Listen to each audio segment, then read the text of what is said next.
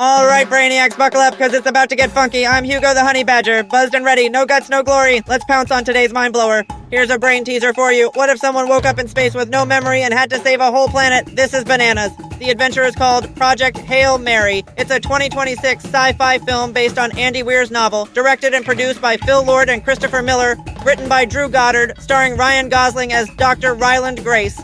Let's roar and explore. Finition time, but like cooler.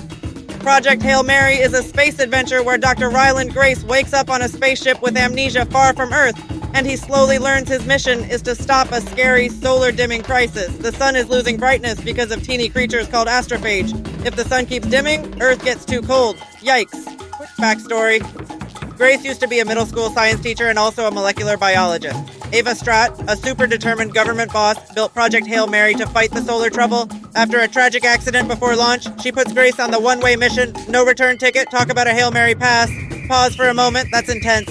Interesting fact alert, the filmmakers shot sets practically. They built real rooms and cockpits, then VFX teams like Framestore, ILM, Sony Pictures, Imageworks, Buff, and Wiley Co. added space magic, and visual effects bosses Paul Lambert and Mag Cernowska helped blend it all so it feels extra real. I prefer real. Scientific bite-sized bit. Astrophage in the story is a microcritter that loves carbon dioxide and sunshine.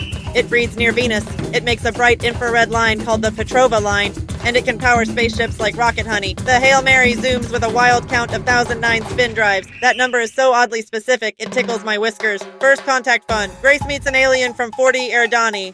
He names him Rocky. Rocky is a five-legged engineer who talks with musical sounds like singing science.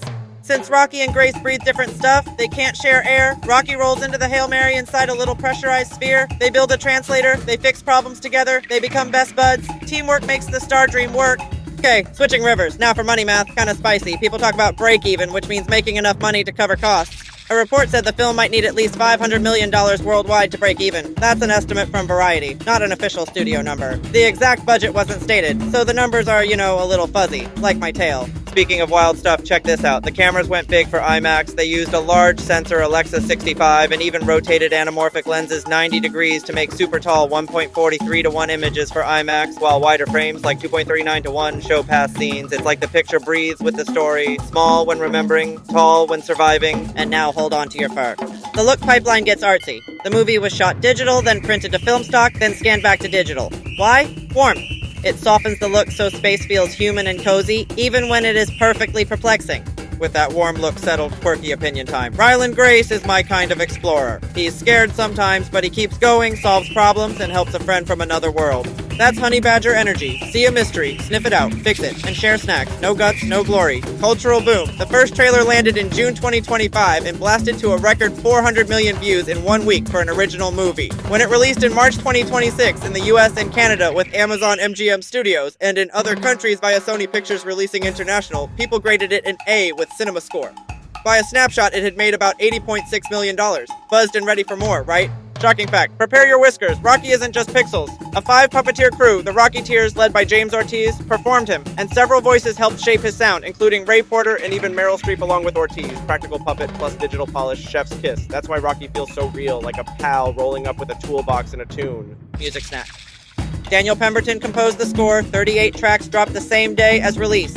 This is the first Lord and Miller feature not scored by Mark Mothersbaugh, plus songs like Sign of the Times by Harry Styles and Two of Us by the Beatles show up, classic jam, modern vibe, space groove, plot twist sprint. Grace and Rocky hunt along Tau Ceti's Petrova line. They find Taumiba, tiny life that munches astrophage on a world they nickname Adrian. A spin-out happens. Rocky breaks his suit to save Grace. Ouch! Grace grows Taumiba while Rocky heals in hibernation. But Taumiba evolves and slips through xenonite containers, which is danger for Rocky's ship fuel. Grace faces a big choice. Go home to Earth fast, or save Rocky's people first. He chooses friendship, sends Data home with probes, and later, in the epilogue, stays with the Iridians teaching kids under a biodome. My heart did a cartwheel. Personal daydream incoming. Imagine me and Rocky on a snack scouting mission. I tap a beat. Rocky sings replies with echolocation. We trade tools. I bring honey. He brings xenonite bolts. We fix a spin drive number 999. Then race comets like bumper cars. Hakuna Matata, but in spacesuits. Next up is a doozy. More aliens, more first contact tales, musical languages, tricky translations, and big heart choices. Let's get zany with it. Okay, time to hit the burrow and nap on that knowledge. Space you later, navigator. Give yourself a tail wagging high five. And that's the tail end of that tale. For real.